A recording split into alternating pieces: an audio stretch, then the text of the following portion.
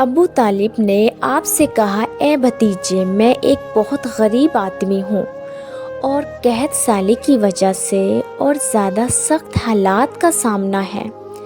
کافی عرصے سے خشک سالی کا دور چل رہا ہے۔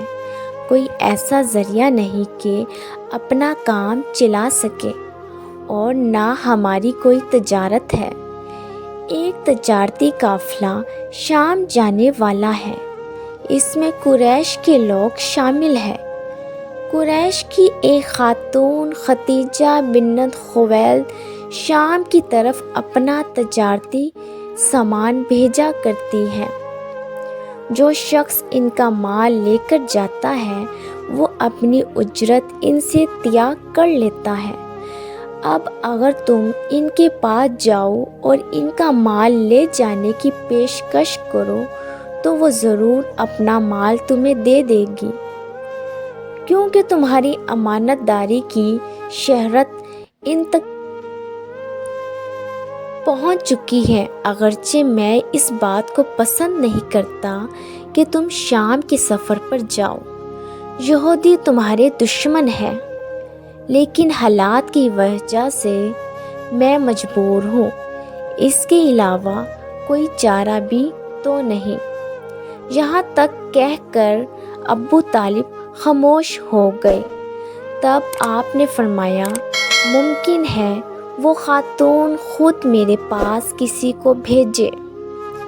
یہ بات آپ نے اس لیے کہی تھی کہ سیدہ خدیجہ رضی اللہ تعالیٰ عنہا کو ایک بااعتماد آدمی کی ضرورت تھی، اور اس وقت مکہ میں آپ سے زیادہ شریف، پاک باز، امانت دار، سمجھدار اور قابل اعتماد آدمی کوئی نہیں تھا۔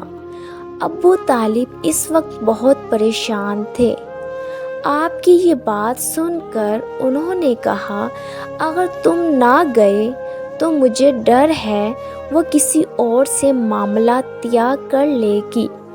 یہ کہہ کر ابو طالب اٹھ گئے۔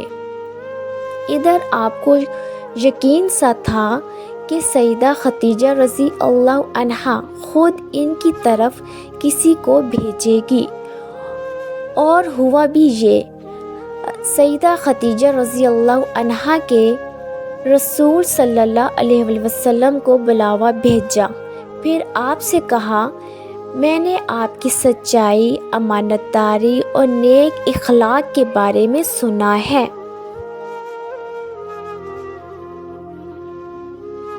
اور اسی وجہ سے میں نے آپ کو بلوایا ہے۔ جو معاوضہ آپ کی قوم کے دوسرے آدمیوں کو دیتی ہوں، آپ کو ان سے دگنا دوں گی۔ آپ نے ان کی بات منظور فرما لی۔ پھر آپ اپنے چچا ابو طالب سے ملے، انہیں یہ بات بتائی۔ ابو طالب سن کر بولے، یہ روزی تمہارے لیے اللہ نے پیدا فرمائی ہے۔ اس کے بعد آپ صلی اللہ علیہ وآلہ وسلم سیدہ خدیجہ رضی اللہ عنہا کا سامان تجارت لے کر شام کی طرف روانہ ہوئے۔ سیدہ خدیجہ رضی اللہ عنہا کے غلام مصرع آپ صلی اللہ علیہ وآلہ وسلم کے ساتھ تھے۔ روانگی کے وقت حضرت خدیجہ رضی اللہ عنہا نے مصرع سے کہا، کسی معاملے میں ان کی نافرمانی نہ کرنا، جو یہ کہے وہی کرنا، ان کی رائے سے اختلاف نہ کرنا۔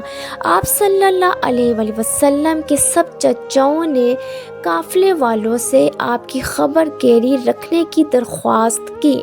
اس کی وجہ یہ بھی تھی کہ ذمہ داری کے لحاظ سے یہ آپ صلی اللہ علیہ وآلہ وسلم کا پہلا تجارتی سفر تھا۔ گویا آپ صلی اللہ علیہ وآلہ وسلم اس کام میں بالکل نئے تھے۔ ادھر آپ روانہ ہوئے اور ادھر آپ صلی اللہ علیہ وآلہ وسلم کا معجزہ شروع ہو گیا۔ ایک بدلی نے آپ صلی اللہ علیہ وآلہ وسلم کے اوپر سایہ کر لیا۔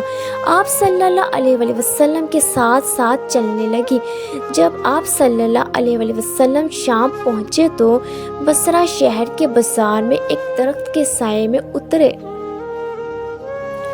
یہ درخت ایک عیسائی راہب نستورہ کی خانقاہ کے سامنے تھا۔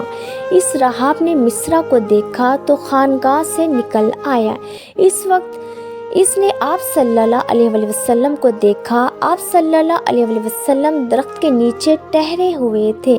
اس نے مصرع سے پوچھا، یہ شخص کون ہے جو اس درخت کے نیچے موجود ہے؟ مصرع نے کہا، یہ ایک قریشی شخص ہے، حرم والوں میں سے ہے۔ یہ سن کر راہب نے کہا، اس درخت کے نیچے نبی کے سوا کبھی کوئی آدمی نہیں بیٹھا۔ مطلب یہ تھا کہ اس درخت کے نیچے آج تک کوئی شخص نہیں بیٹھا۔